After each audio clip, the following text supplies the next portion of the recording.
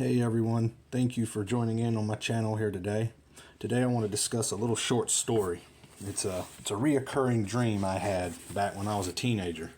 I was roughly 15, 16, 14, between 14 and 16 years old when this dream had happened.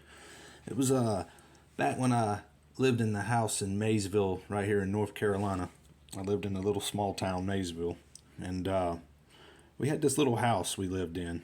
And little did we know some things would happen later on in that house. It turned out to be a little haunted. It was nothing bad, nothing like you see in movies or anything, but it had some ghost-like activity in there at times. Well, anyway, this dream is one of the most confusing, most bizarre dreams I had ever had. It started shortly after what I thought. I'll get to that part here in just a moment. Well, anyway, this dream started. It starts off because see, back in those times, my dad. I think my mom and dad were split up at this time, so it was just my dad, and I would stay at my grandpa's to get ready for school, and he was just 2 houses over, and I would go over to my house to wait on the school bus. And I'd cook me a little breakfast or something, whatnot. Well, in the dream, I would wake up, head out the door, and as I was approaching the house, I'd see someone in my dad's bedroom window, but I can't remember. It was like a shadow figure, and I'd wake up. The next dream would be the exact same thing. I'd see the shadow in the window, and I'd walk towards the house. I'd get towards the little side road you had to cross to get over to the house.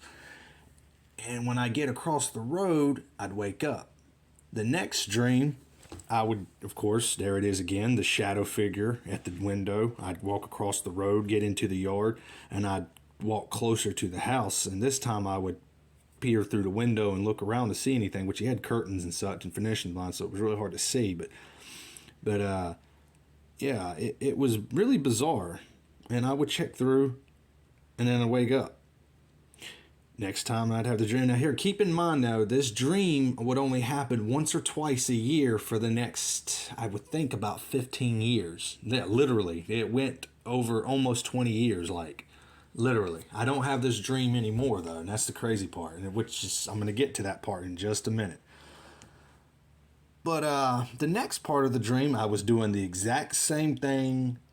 Every little thing from the detail of the thought process in the dream all was the same. It was as if watching a movie. You put in the movie, nothing changes. It's the exact same thing, but you don't finish it. You take it out, you put it back in, you start from the beginning, you go back to a certain point, you stop, you pull the movie out, you go back to watch the movie again, but you start from the beginning, you get past that last point you're on, and then you get to a next section and you stop it. It's kind of like that.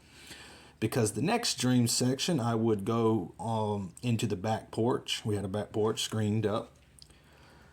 And I would notice the back door was cracked open. And as I would get closer to the back door, you could hear like voices, the whispers, the like in those movies, that stuff. And I would hear that. I'd wake up. The next time when this dream happened, I got to that point. And I was nervous about going to the door because every time I'd reach the door, I'd get these cold chills. Like something wasn't right. Something was inside that house that shouldn't have been in there. So when I went into the house, I'd wake up. The next scenario of the dream, I'd go into the house and the house was a mess. It's like someone had broken into it. I'd wake up.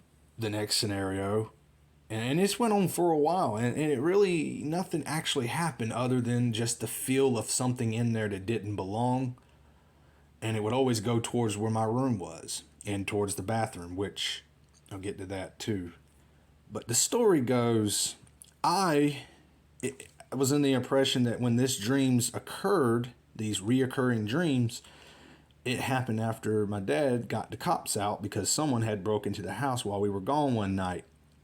Me, my sister, and my dad. And when we got to the house, we found the back door partially open. Just exact inch by inch of the door being opened by the exact same way in motion and everything from the dream. Which, of course, keep in mind the dream was after this. So it's like I developed a dream based on this.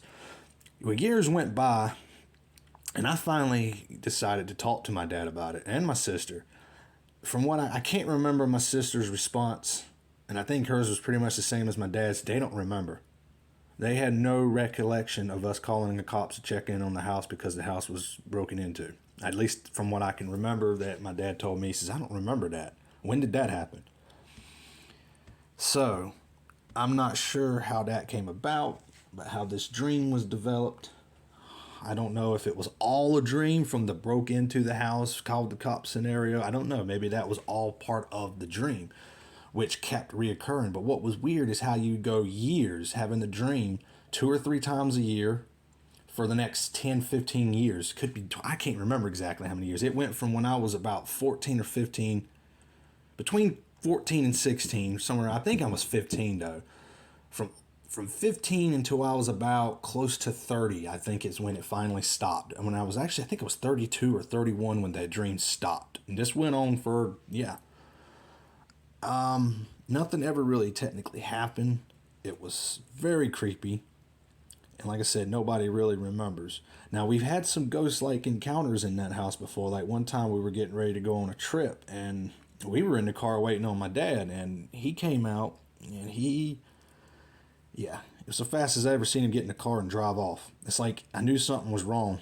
And for months, I had been telling him something's going on in the house. I hear things. I see these shadows. Dad always thought, you watch too many movies, blah, blah, blah.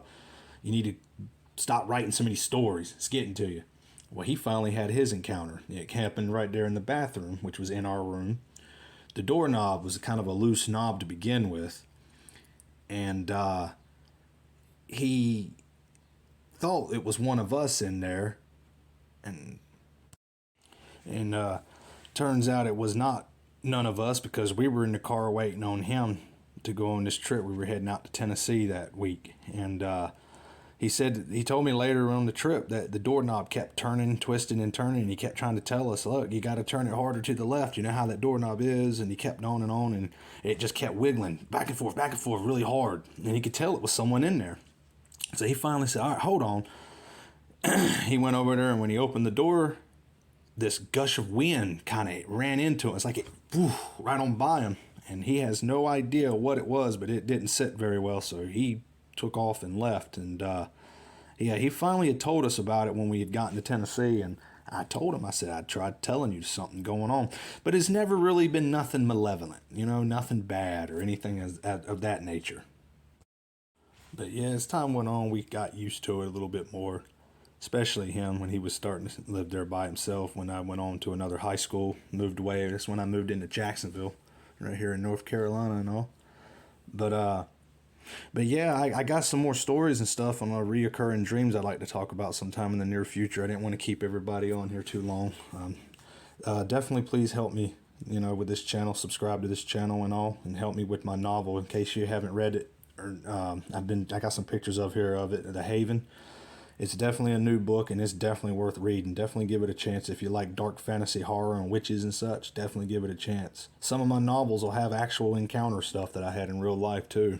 But thank you all for watching and everything, and I hope you enjoyed it. I know it was short and all, but hope you all enjoyed it. God bless, and y'all take care out there. Love you.